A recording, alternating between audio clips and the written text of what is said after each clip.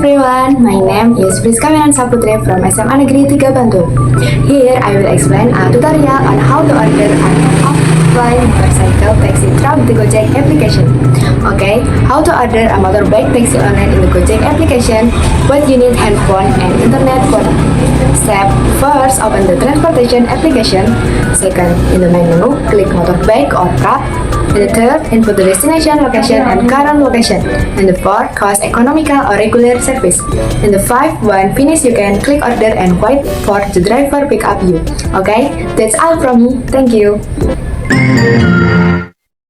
Lapor komandan. Orderan masuk nih.